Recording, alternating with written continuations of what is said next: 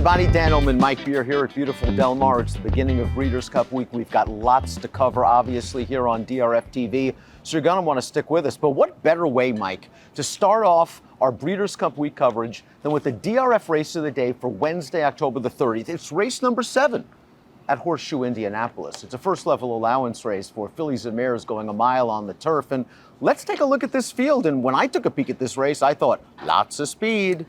Yeah, I can see that too. There's a bunch of pace in this race. The pace projector, which we're going to look at here in a minute, and I feel like the 5, Summer and How, is the fastest horse in this race early. But I guess there's a scenario where Nippy Star, the 9, first-time turf in here, does show a lot of speed. The question for Nippy Star is how much can she improve on the grass, because she's bred for it. Let's throw up that Timeform US pace projector while I'm reminding you that you can access free formulated past performances for this race on the Race of the Day event page at DRF.com. Take a peek, handicap along with us. Here's the pace projector. Yes, Summer in Tahoe is going to show speed. You mentioned the 9. Do you think the 1 Girl of My Dreams can show speed, stretching out off a couple of 5-furlong races? I mean, she has shown some sprint speed in Southern California in the past. Yeah, they're going to ship her in here looking for the second time to look for some easier company, Dan, and stretch her out this time. And she's got the rail here. She's just supposed to come out running and I think try to make the lead at least. Girl of My Dreams does exit a race where she was the beaten favorite going 5/8 at Horseshoe Indianapolis. We're going to take a look at that race right now. In this race, they decided to do some different tactics, take her a little bit off of the pace. She got a really good trip, I thought. She ran on well to be second, only beaten a length. But I do wonder if she's at her absolute best when she's controlling things. And I'm not sure it's going to be the case here with the other speeds involved. Yeah, I agree with you. I mean, I feel like they almost have to get aggressive. I mean, they don't have to gun for the lead, Dan, but you got to come out running to the first turn. And if they clear you, they clear you. You can still fall into a good trip that way. You're right. I mean, maybe they just picked the wrong time to try to rate her last time. They sort of sat back, let somebody else go, and she got wired. Jack Summer, the number 2, is an in-form Indiana bred who's going to have to step up and face open company after this race. Her most recent victory back on September the 11th, she broke from the rail, she pressed the pace that day, and she storms on home to win. This was a likable performance visually. The number came back light. She now has to step up in class. I can see her, however, following the 1 out of there and tucking into the pocket. I mean, she got a great trip winning that race that we just watched there, Dan. So maybe she can get another one here. Even if she pulls a trip like that, I do think she's going to have to move forward here. This is just a way tougher field. What to make of the 3 Off the Lamb, who ran very well in her first 2 turf starts, albeit those races were at Hawthorne. And we have said it many times, we just don't think those Hawthorne races kind of stack up. They ran her at Ellis Park. That was the test, I thought, and Non-Winners of 2 Life. She didn't run very well. The Kentucky Downs race, she actually outran her odds. But that doesn't impress me too much because I don't trust anything at Kentucky Downs. I feel the same way about it. I mean, I guess you could look at her, though, Dan, and say the last 2 turf starts for her were just against horses that are too much for her, and she couldn't really contend. You go back to the Hawthorne races, and I guess they give her some kind of a chance to. I wanted to like those races more. I went back and looked at them a couple of different times. I didn't like them. Lots of new things being thrown at the number 4, Tennessee Honey Bee. First time turf, first time route, first time 2 turns. She was a really big winner of a career debut, going 3/4 at Horseshoe Indianapolis, and then was the beaten favorite against first-level allowance types on the main track. I don't like the B jerseys on turf. Yeah, that's my problem with it, too. There's a little bit of turf on the bottom of this pedigree. The B jerseys, I mean, so far he hasn't really been much of a turf influence. Her debut was really good. I mean, she was dead on the board a little bit in that race, but she really ran that day. I didn't think her second start was terrible. Your thoughts on Summer in Tahoe's most recent start? The race we're taking a look at right now back on September 17th. Yes, she had to go fast early. Opening quarter, 23-1. Second quarter, 23.07.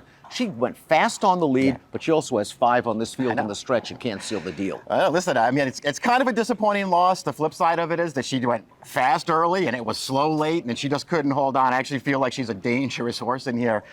Each of her last 2 starts just went a little bit too quickly on the early lead and couldn't hold on at the end. But I thought she ran fine both times. The pace scenario was so challenging for her in here, though. It made me not want to take her, especially at 3-1. But did that sort of runaway speed coincide with the addition of blinkers? Is there a chance that the blinkers have made her just so aggressive that she is going to pull hard and they can't rate her early? She's one of the keys to this race. To me, 3-1 seems a little bit light because I don't know if she can rate with other speeds, but on form, she's right there. Yeah. The 6 is Melania, coming off a win last time out in this race. Now, this is only a $20,000 now winners of 2 life seller. She really looked good winning, however. She got a good trip. She saved ground early, wound up in between horses on the backstretch, found the split turning for home, and then once she takes over the lead, she settles it very quickly. If you believe that buyer of 78, that fits with these horses, and she can trip out again. No surprise that they're going to step her back up in class off of that performance. It was visually impressive. It came back with a really solid figure. It feels like she's got the right running style for this race too, Dad. I mean, I know that she's obviously been a disappointment for these connections. They paid $300,000 for her. She's just not that good, but that was a step in the right direction last time. I wonder if Sense of Pearl is kind of the right under-the-radar horse in this race at 8-1 for trainer Steve Asmussen. This horse raced only once in a rout in her career. It was at Ellis Park 2 starts back, and she didn't run very well that day. Steve gave her time, brought her back in a sprint. She didn't break very well. She ran on belatedly. I think stretching out second off a layoff might be good for her. Yeah, I can see that being the case too. My question was just, how good is she actually? Because I really can't tell based on what she's done so far. Personally, I don't love any of her turf races. The one time they did stretch her out, it was a tougher race. It was that off the land race. The off the land was also in there. Neither one of them ran well in that spot, Dan. Maybe this is better. I just feel like she's not going to be a great price. I don't see any reason to take her at anything, in those anything less than like 5 or 6 to 1. I don't see any reason to take it. The Catman brings the number 8, Where's the Wine, up from Hawthorne after this victory, going a 2-turn 7.5 furlongs. Her first race around 2 turns. She got a really nice trip and ride from David Cohen, who just bulled his way into the pocket on the first turn, settled, and got the job done with the ground-saving trip. Again, it was at Hawthorne, but this filly does have some upside potential. I still wonder how far she wants to go. Yeah, at least she's lightly raced, so if you want to project some upside here, you can do that. She's got the maiden win in her pocket. Now, the first time they stretched her out, it did seem like she improved a little bit.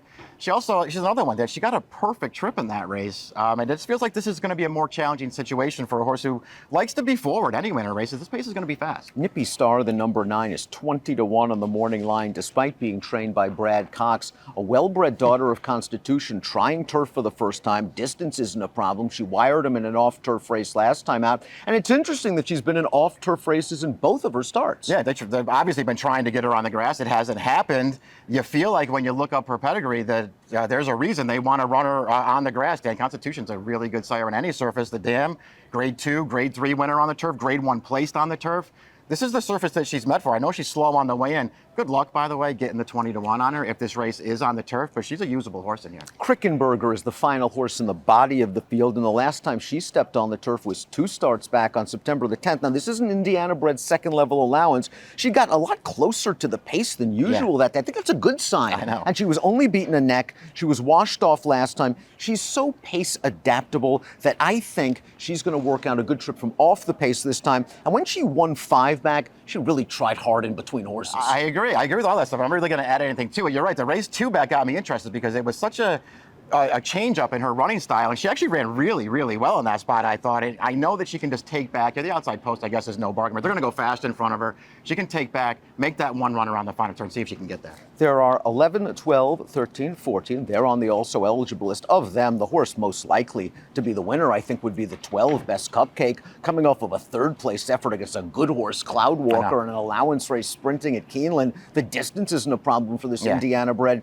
and it's Grant Ashton's first call. If she gets into this race, you might want to reevaluate the way you looked at it. I mean, the horse that's won ahead of her, though, on the AE list is undefeated on the grass here for a really good trainer. Let's take a look at our top selections for the Wednesday race of the day. We're at beautiful sunny Del Mar. We're hoping it's beautiful at Horseshoe Indianapolis, and this race stays on the turf. Where are you heading? I'm going to take the 10, Krickenberger. We talked about the reasons to like. I think there's a good trip coming for her. I do think she fits well with this field. Maybe it needs a slight forward move here, but I think she can deliver it. I also want a horse that has shown the ability to come from off of the pace, and I think Melania showed that last time out. She's going to be stepping up. She's going to have to prove that last race just wasn't a fluke against bad horses. But I think with her pedigree, maybe she's finally achieving her potential. She hasn't achieved it thus far. I'll go Melania. Mike's going Krickenberger. It's the Wednesday race of the day. And again, best of luck for Breeders' Cup, because we're going to be giving you analysis all week long. Hey, let me give you a hot tip. If you liked the content that you've seen before, click on the like and subscribe button right here. And of course, for more DRF videos like Race of the Days, stakes previews, click on the videos right here.